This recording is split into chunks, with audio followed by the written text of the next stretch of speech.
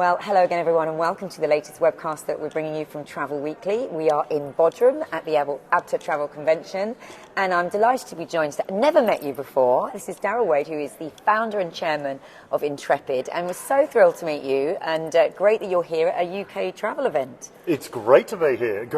UK travel event here in sunny Bodrum, though. Yeah, exactly. I know, we didn't bring you to the rain. You're right. We didn't make you do that. So you're speaking tomorrow on stage, and you've already been trailed as being spicy. Yes. Spicy. I love this word. Where did that come from? Well, I'm hoping you're going to tell me. Are you going to be telling talking about something controversial, or is this just something about your nature? I think perhaps I had a pre-Zoom call with the journalist tomorrow, and I said things that she obviously deemed were a little controversial. Yeah. So I think that's where the spicy came from. Okay, all right. And I was banging my drum, as I tend to do a little bit. Oh, well, I may have heard that about you, actually. Yeah. So, all right. So banging your drum, what are your key things that are important to you that you're going to be talking about tomorrow then?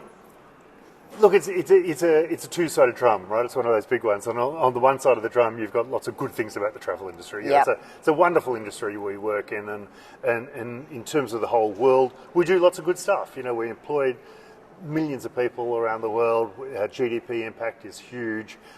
We really build bridges with cultures. Yep. All of that stuff's great. Yep. Right? We should feel really proud.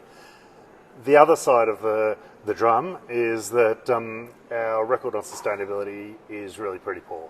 In fact, it's appalling. You know, it's one of the few industries at the moment where carbon emissions are outstripping GDP growth. You know, so we're talking about a lot, sustainability. We're talking about decarbonisation a bit and sustainable aviation fuels and all the rest of it. The reality is we're getting further behind. It's getting worse. And you're talking as an industry in general. That's right. But you as a company have actually got on the train much earlier than most people, and you've made B Corp. I've been banging this drum for a long time. You have been, but you're saying basically that everybody else has been too slow. Yeah, look, Intrepid is a small business relatively. Yeah, it's harder to turn around big juggernauts. I get that, but exactly. We could still have made more strides. You think? We should have, and we could have, and we can, and so the thing that is perhaps frustrating and slightly annoying is that when we did start, not just Intrepid, but everyone started talking about climate change. 2005, 2006, around that time, we kind of were talking about it something long distance in the future, in the 20s, 30s, 40s, something like that. Well, guess what? Climate change is landing. You only have to look at last summer, record heat waves, fires everywhere. Do you think that made people sit up a bit more, or...? Maybe. Okay. Actually, I've got to say, UK is probably better than a lot of other corners of the world, just in terms of general awareness and what companies are doing, what regulators are doing. Although we heard this morning from Gary Wilson, the CEO of EasyJet, saying that there's a lot of people doing worthy things, but rather than meaningful things that are going to really change the dial in terms of our impact as a sector.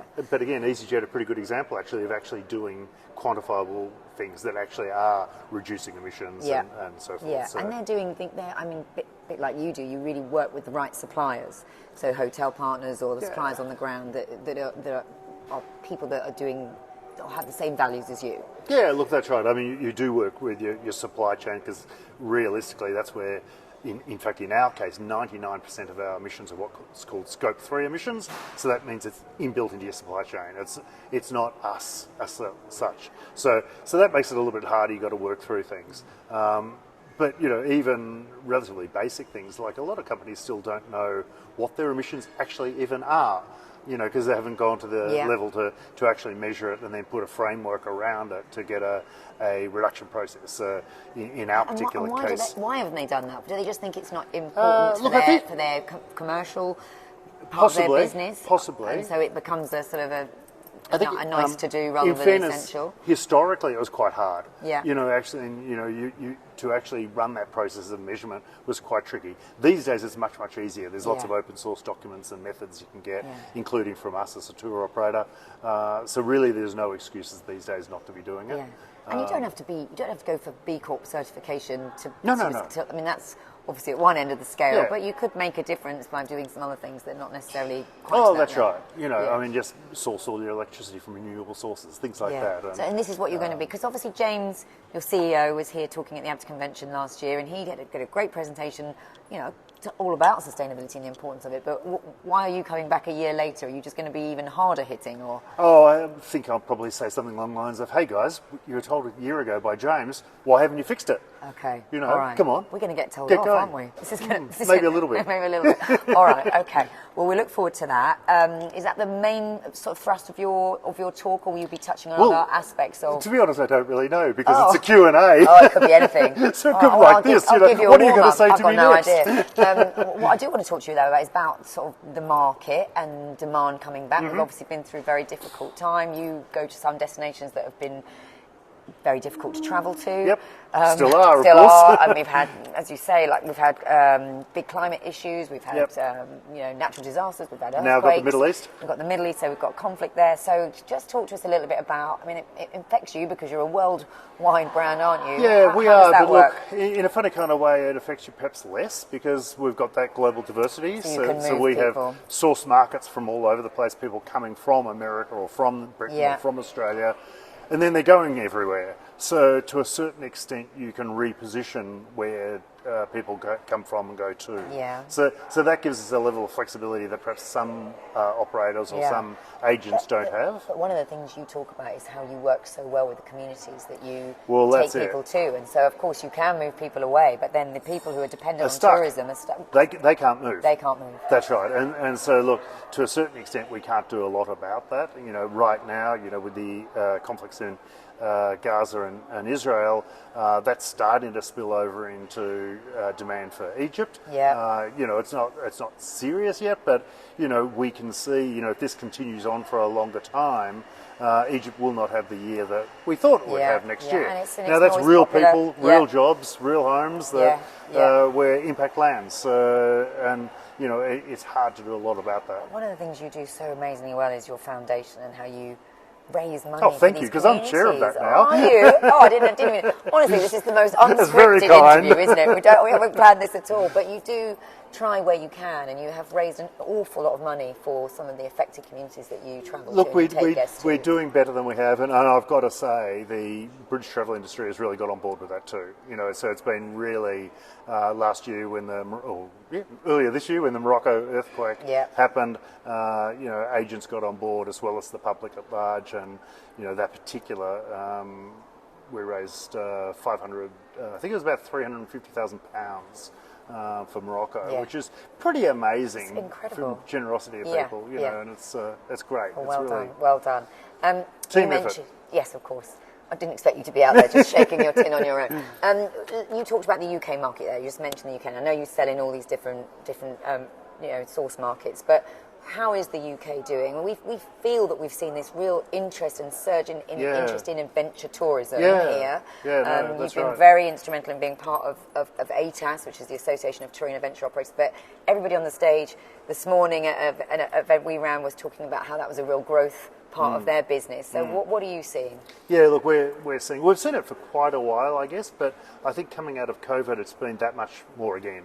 Yeah. And so our growth has been really spectacular over the last couple of years, and we're way above 2019 levels. But to be honest, I don't think we're alone. I think anyone in that more adventurous, more experiential space, and particularly if they've got sustainability kind of baked into their systems and their products, I think they're probably all doing well. But it's been phenomenal, the growth we've had. And thank God, after a few very difficult years. We needed it. We really did. But there must still be things that worry you, or that you are cautious of in the future. What kind of things, do you look ahead and think of? Really? You're just literally the most happy-go-lucky guy. No, I wouldn't say that. I mean, sustainability does worry me. But just in terms of the opportunity for us ahead, I think it's massive. We're just in the process of fine-tuning and soon releasing our 2030 strategy, and that's going to see really substantial growth over the next 6 years. And we're pretty confident we're going to get it. So, it's I think the industry is coming more and more our way in terms of this whole experiential kind of thing. People want to do things that are different. They want to, generally speaking, get out of the hotel, get off the cruise ship, and go and do Yeah. something meaningful, something interesting that just really stimulates the brain. And did you kind of always foresee this? Of course. No. Crystal ball? Because it was quite small, your company. It was tiny, Well, there was little two of niche, us when and we it was started niche, it, wasn't it? And now, I mean, we talk about you in the same breath as other much bigger tour operators. Yeah, it's crazy. And it's great. It's great that people want to do more than just fly. But that's right. And we just never expected we'd get to this size. We just never in our wildest dreams. But now that we have, we see all sorts of other opportunities, and we just don't see this stopping. Yeah. And how so important have travel agents been in that? Critical. That growth? We literally would not be here without travel agents. I mean. And not just in the UK. UK has been obviously very important for us, but around the world. And it's a funny story actually. When we started Intrepid, I'd never been in the travel industry, didn't know anything about it, and my partner didn't either. And so we just naively assumed you'd. Why did you do it then? Did you just like? We like travel. Traveling. Yeah, and I didn't want to get a real job. So we're all like that. I just like writing stories. Yeah. So it just seemed like a good idea. We had a bit of an idea, and away we went. But in our naivety, we just kind of thought, oh, you'll put an ad in the newspaper. Was newspapers back then, real print newspapers. We still got one of those. and people would ring, not internet, and book their holiday. Well, after about 4 months, we were starting to grow broke really quickly because advertising was really expensive. And then someone said to us, well, you're working with travel agents, aren't you? And I said, not really, no. And they said, well, you should be because... It sounds a bit callous, but you don't have to pay them until they book a trip. Yes. And I thought, oh, that sounds good. Yeah. And that literally transformed our business and did for the next 20 years. But it's a bit more than that now, than just paying a commission at the sale, isn't it? Oh, There's a lot more investment into training because I guess they've got to really understand your product, which is not easy to understand if they haven't perhaps been on a guided tour before. We operate in 100 countries in some fairly obscure areas, and there's lots of different things to know. And so, we really feel that pressure to have the training and have the support so that, when a person walks through an agent's door and says, look, I'm interested in something a bit different. I've heard about Intrepid. Can you help us out? We've got to help them out. We've got to be there for them, because it's not easy. It's tough. You can't know every destination around. It can't possibly. But you've got great people, I guess, that then we do. But I continue to feel for the travel agent. They've got someone coming in their door who wants to go to Uzbekistan. They've never been to Uzbekistan. Get on the phone. We're there. We'll help you out. All right. And you do take lots of people away on trips. You've done some fantastic trips with solo women traveller trips. You've done some great things as well. That's what we do. Okay, and we'll see more of that hopefully in the future. Yeah. In fact, next year is going to be a big year for fam trips. Okay. So there'll be a lot. People will love hearing that. They always love that. Yeah, well, look, it's just it's the future, isn't it? The more people travel with us as consultants, the more they get familiar with the product, they get comfortable with the product, and then they're just happy and easy in recommending it. So it's just self-fulfilling, really. So let's just talk a bit more about your company specifically, because you were on a bit of a kind of acquisition trail for a while. You've got this new investment, didn't you, from the Decathlon owners? Yeah, we did. And I know you bought some companies in Australia. Yep. Is there anywhere else or any gaps in your business? Because I know we're talking about this opportunity to grow organically because the demand is there, but is that enough, or will you look at... Yes, there's lots of gaps. I mean, in terms of kind of what we do now, if you kind of look at our website and what you see there now, you'll say, oh, there's not many gaps, and there probably isn't. But there's another kind of tier of product that's going to come through over the next couple of years, and that's where the gaps are. Okay. So we'll be doing probably a series of relatively small acquisitions to fill out those product and service gaps. And what are the product gaps? Well, we're looking at a bit of accommodation. We've already done one in Australia in off-grid accommodation. And so is that important to you to be able to own the accommodation, because then you can have the Intrepid service, all that ethos all the way through the travel journey. The reality is, I think we stay in something like 10,000 different hotels around the world. So we're never going to own a significant percentage of those. But the flip side of that is that we do see accommodation as a space where we can kind of inject some new colour and flavour that can really take people somewhere else. And it sounds a little bit arrogant perhaps, but I don't always think the hotel industry and the accommodation industry is that great at looking at client needs and saying, can we do something different for clients to really go beyond that utilitarian function of a bed and a bathroom So it's and a not bar a and a generic. restaurant. So you come away and that So it's not generic. generic. 'Cause Exactly. You obviously get these amazing experiences, but then I guess you That's come right. back to a hotel So how- which doesn't make it really stand out. That's it. So necessarily. how can you inject that experiential factor into where you're staying? And that then can be a whole separate industry that actually our small group of adventurers don't even stay in, but people go to an Intrepid accommodation venue because it's going to take them somewhere else. And of course, a lot of that is about delivery by the people behind it. And I know people are Always. so important to you.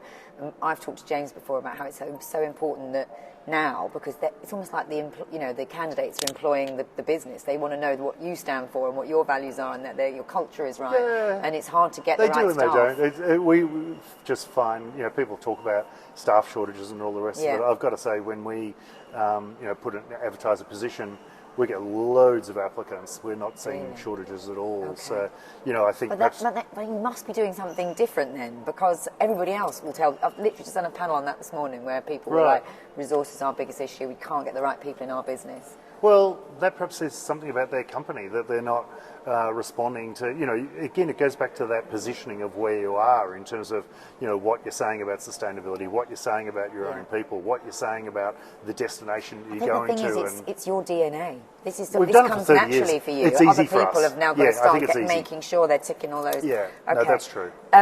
Very quickly, because we've just come out of like 3 back-to-back sessions on AI. Where do you sort of stand on tech generally, but generative AI and how it might transform a business like yours, which is so people and personalised?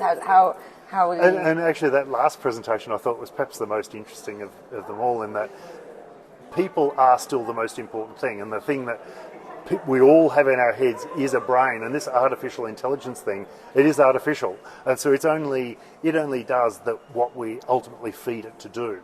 And so where people are great and our staff are great and the industry here is generally great, is that we have that creativity that AI will never actually have. And so how do we deploy that creativity that best serves our people and our customers and our destinations? So I think AI is going to be extraordinarily useful, and we'll be building it in. I was going to say, you must be doing just trials like we do or the anything. internet and just like we do other tools. But it's a tool. It's nothing more than that. People are talking about, how internet transformed everything, then mobile became the next big wave, and now AI is going to be as transformative. And I think that's true. I think that's absolutely true. But this kind of concept that we'll all be wiped out, our jobs won't be there, or anything like that. Forget that. I think if you are stuck in a certain paradigm and say, well, this is how my job is, that might be wiped out. But if you adapt and you're flexible and you say, well, where are the opportunities here? And you can still be a travel advisor, but you use AI as a tool to be a better travel advisor, for instance. Okay, all right. So no, I'm optimistic about AI. I think it's going to be a good thing. Optimistic about lots of things. I like it. Well, you've got to be, don't you? I know. Well, I don't know what I was thinking of grading you on the spicy factor, whether we were like sort of medium to hot. I don't know. I think you're probably going to get more spicy tomorrow on stage. But we're very spicy. I know. I love it. It's so lovely to meet you. Thank you for your time. It's great that the UK agents will get to sort of meet you, and we just wish you a great conference. Thanks, Lucy. That was fabulous. Terrific.